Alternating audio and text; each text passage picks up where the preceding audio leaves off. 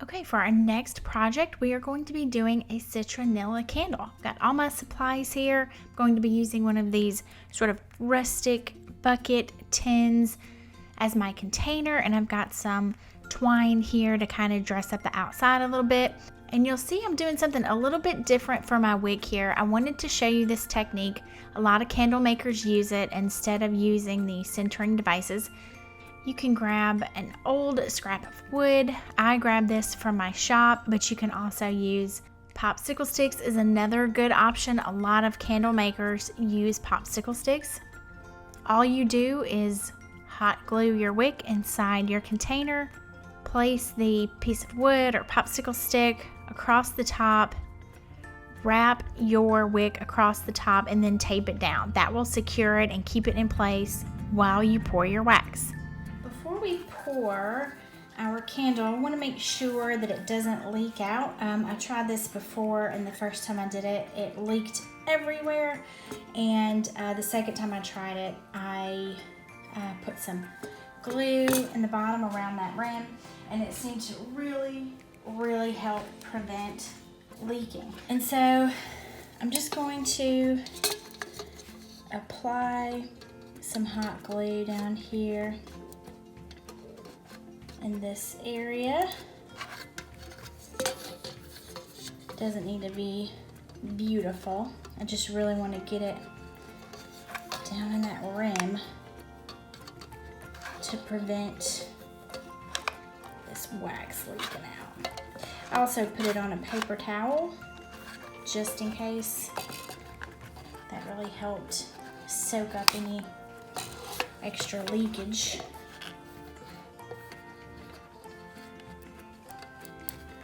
I'm just really putting it on in here, and be careful holding that bottom because it gets hot. Now we can let that cool, and that's going to help prevent some of that leakage. Okay, you guys, here we are back in the house. Got my thermometer. I've got my wax going, and going to keep an eye on it just like we did before and wait for it to reach temperature. We're putting a lot in this one, so I'm going to have to add more wax as we go. So I'm using a smaller scooper.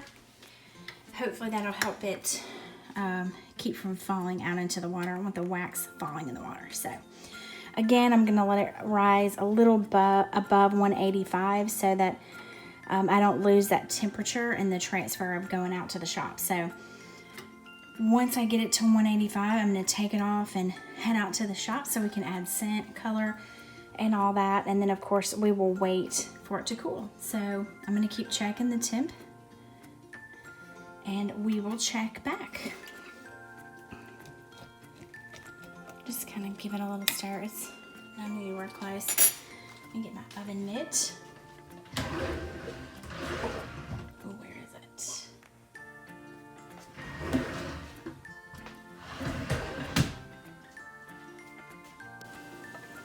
Okay, you can see it's starting to melt a little bit. I'm going to go ahead and add some more wax in here. I'm trying to be real careful so that it doesn't spill out.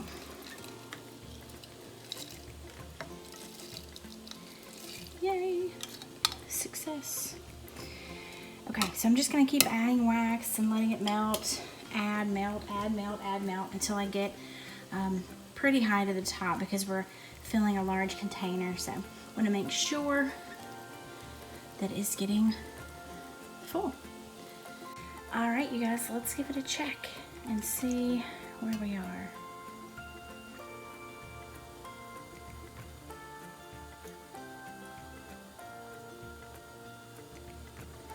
Okay, that's good. So I'm going to take it out to the shop. I'm going to let it cool a little bit, and then we will add our scent and color. Here we go. And I'm going to go ahead and add my scent and my dyeing. Get it off at the bottom here.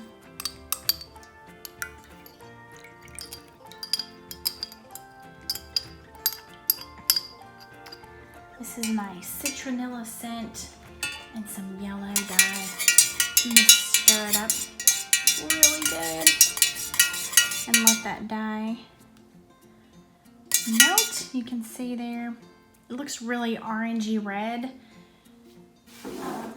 in the container, and you'll see when we pour it out how orangey red it is, but you can see here, this is about what it's gonna look like when it's dry. Not 100% accurate, but it gives you like a close idea.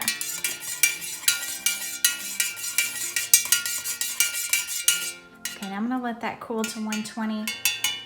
You can see over here, I had an issue with not having my wick holders because they are still on the sprinkle candle, holding those in place while it cools. So I just grabbed a little piece of wood here and taped the wick to the top. Now you can use this method with, you know, popsicle sticks, silverware, anything you can use to lay flat across the top here, and then tape that wick too so that it doesn't move out of place.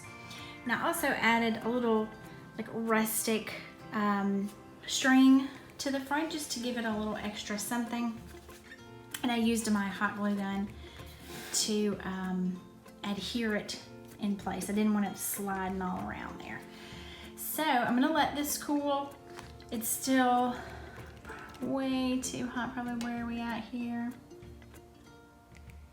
Yeah, we're still in the 150s, 160s. So we got a ways to go to cool.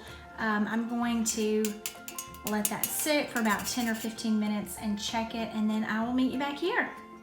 Okay, you guys, so we've got this cooled to a 125. So I'm gonna go ahead and just pour this all in. Ooh, look at that nice color. It's a little bit more.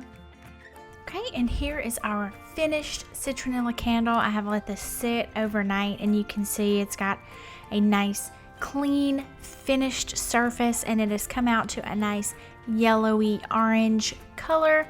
So it has just dried and hardened beautifully. Now I'm gonna let it sit for a couple of weeks, and it's actually winter time here right now, so I actually might let it sit for a few months before I actually burn this one, because I won't need it for the mosquitoes until like March or April. So it may be a while before I actually burn this one, but you can see it has come out really, really nice, and it already has a really nice scent. I can smell the citronella coming off of it here just when I get close to it. Thank you so much for watching this video. I hope it was helpful, and I hope you got a lot of good tips for making your own citronella candles.